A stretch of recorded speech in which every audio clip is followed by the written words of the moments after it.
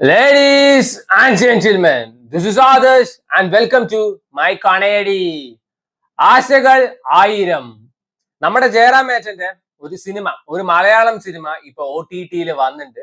ആശകൾ ആയിരം C5 stream ചെയ്യുന്നത്. വൺ സ്റ്റാർ കാസ്റ്റ് ഉണ്ട്. ജയറാം ഏട്ടൻ ഉണ്ട്, കാളിദാസ് ജയറാം ഉണ്ട്, ആശാ ശരത്ത് ഉണ്ട്, ഷറഫുദ്ദീൻ ഉണ്ട്, പിന്നെ കുറെ പേരുണ്ട്. സോ ഈ സിനിമ ഞാൻ മനഃപൂർവ്വം തിയേറ്ററിൽ പോയി കാണാതിരുന്നത് തന്നെയാണ്. Because I don't trust Jayaram ഏട്ടൻ എനിമോർ. ഇങ്ങനെ ഓസ്ലറൊക്കെ ഇറക്കിയ സമയത്ത് പറയുന്നുണ്ടായിരുന്നു, മലയാളികൾ എനിക്ക് രണ്ടാമത്തെ ചാൻസ് തന്നതാണ്, ഇനി ഞാനത് കളഞ്ഞു കുളിക്കില്ല സാർ. എന്നിട്ട് ഏതോ ഒരു ഡയറക്ടർ കോമാളിത്തരം കാണിക്കാൻ വിളിച്ചപ്പോ പിന്നാലെ പടക്കം പൊട്ടിച്ച പോലെ ഓടിയാ മനുഷ്യൻ.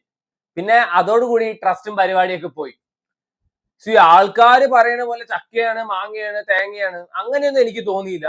ദിസ് ഇസ് ആക്ച്വലി ഒരു കൊച്ചു പടം, ചുമ്മാ കണ്ടിരിക്കാവുന്ന ഒരു കൊച്ചു പടം, അല്ലാതെ വമ്പൻ സംഭവമാണ്, കിടുപ്പടമാണ്, അങ്ങനെയൊന്നും തോന്നിയില്ല. ജയറാമേട്ടന്റെ കംബാക്ക് ആണോ ചോദിച്ചു കഴിഞ്ഞാൽ, കമ്പയറിംഗ് ടു ഹിസ് റീസെന്റ് കോമാളിത്തരങ്ങൾ, this is far better, far better, അത്രേ പറയാനുള്ളൂ. സോ ഈ സിനിമയ്ക്കുള്ളിലെ സിനിമ പറഞ്ഞു പോകുന്ന ഒരു സിനിമയാണ് ഈ സിനിമ. ഇപ്പൊ എവിടെ നോക്കിയാലും ഈ ടെംപ്ലേറ്റ് ആണ് കാണാനുള്ളത്.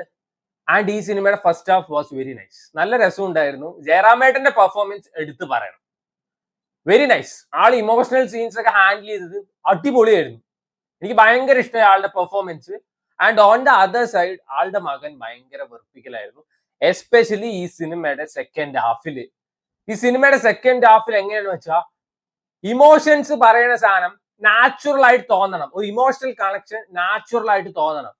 അല്ലാതെ നിങ്ങളൊക്കെ കരഞ്ഞ് പണ്ടാരടങ്ങിയിട്ടേ പോകാൻ പാടുള്ളൂ പറഞ്ഞിട്ട് ഇങ്ങനെ കുത്തി കയറ്റാണ്. ഇപ്പൊ ഒരുവിധം എല്ലാ പടത്തിലും ഇപ്പൊ അങ്ങനെയാണ്.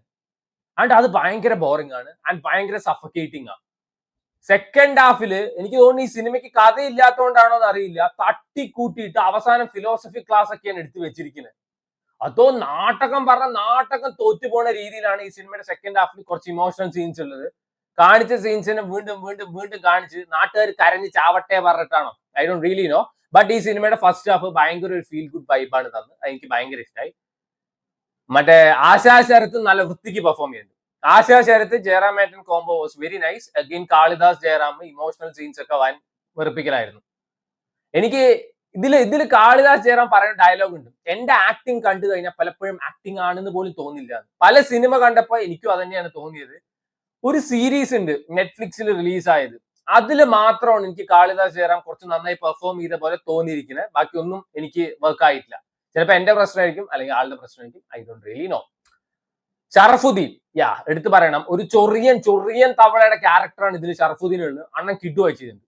ഈ മറ്റേ നടികർ ആ സിനിമയിലെ ടോവിനോന്റെ ഒരു ക്യാരക്ടർ ഒക്കെ പോലെ. പക്ഷെ ഷറഫുദ്ദീൻ നല്ല വൃത്തിക്ക് തന്നെ പെർഫോം ചെയ്തിരിക്കുന്നത്. ടുവേർഡ്സ് സെക്കൻഡ് ഹാഫ് ആവുന്ന സമയത്ത് എനിക്ക് ആ ഒരു ഫസ്റ്റ് ഹാഫ് കിട്ടിയ ഒരു സുഖം സെക്കൻഡ് ഹാഫ് കിട്ടിയില്ല. ഇതിൽ എനിക്ക് ചെയ്യാൻ പറ്റില്ല. ഇമോഷണൽ സീൻസ് ഒക്കെ ഭയങ്കര ആർട്ടിഫിഷ്യൽ ആയിട്ടും ഡ്രാമാറ്റിക് ആയിട്ടാണ് തോന്നിയത്. ഈ സീരിയലൊക്കെ കാണുന്നവർക്ക് ചിലപ്പോൾ വർക്കാവും. കാരണം സീരിയലിലും നാടകത്തിലൊക്കെ ഓവർ ദ ടോപ്പ് പരിപാടിയാണ്. അതായത് നോർമൽ ആയിട്ട് ഒരാൾ കരയണ വരെ നന്നത്തഴിച്ച് നിലവിളിച്ച് കരഞ്ഞ് ചാവടാ നീ പറഞ്ഞിട്ട് കാണിക്കുന്ന പോലെയാണ് ഇതിന്റെ സെക്കൻഡ് ഹാഫിലൊക്കെ കാണിച്ചിരിക്കുന്നത്. ടുവേർഡ്സ് എൻഡൊക്കെ എന്താണ് ഒരു കഥയില്ലാത്ത രീതിയിൽ കൊണ്ടേ എൻഡാക്കിയിട്ടുണ്ട്. അത് എനിക്ക് വർക്കായില്ല.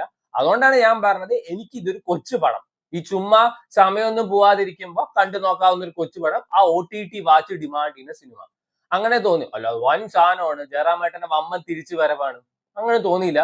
ഇങ്ങനെ മറ്റേ ധനുഷിന്റെ ഒരു പടം കരയോ നെലോ അങ്ങനെ ഏതൊരു പടത്തിൽ അഭിനയിക്കുന്നു, അതില് കിടു ക്യാരക്ടർ ആയിരിക്കും തോന്നുന്നു കേട്ടോ. എന്ന് വെച്ചാൽ കോമാളിത്തരം പേക്കൂത്തൊന്നും ഉണ്ടാവില്ല, അത് കിടു ക്യാരക്ടർ ആയിരിക്കും തോന്നുന്നു. അതേപോലത്തെ നാഗചൈതന്യയുടെ ഒരു പടം വരുന്നുണ്ട്, എനിക്ക് അതിന്റെ പേര് ഓർമ്മയില്ല, അതിലും നല്ലൊരു ക്യാരക്ടറാണ് തോന്നുന്നു. ബാക്കി യൂഷ്വൽ അങ്ങേര് പേക്കൂത്ത് വിട്ടിട്ടില്ല തോന്നുന്നു. ഈ സിനിമയിൽ പക്ഷെ അങ്ങേര് വെറുപ്പിച്ചിട്ടില്ല. അത് ഞാൻ പറഞ്ഞു, ജയറാമേട്ടൻ emotional scenes was very nice. പിന്നെ കുറച്ച് മറ്റേ ഇങ്ങേരുടെ പഴയ പാട്ടിന്റെ റീമിക്സ് വേർഷൻസും ആ സാധനമൊക്കെ ഉണ്ടായിരുന്നു. അതൊക്കെ നല്ല രസമുണ്ടായിരുന്നു.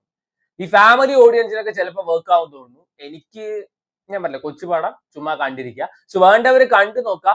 ആശകൾ ആയിരം സ്ട്രീമിംഗ് ഓൺ C5. സോ ഈ സിനിമയുടെ പേരിന് കംപ്ലീറ്റ് ജസ്റ്റിഫിക്കേഷൻ കൊടുത്തിട്ടുണ്ട്, അത് സമ്മതിച്ചു കൊടുത്തേ പറ്റൂ.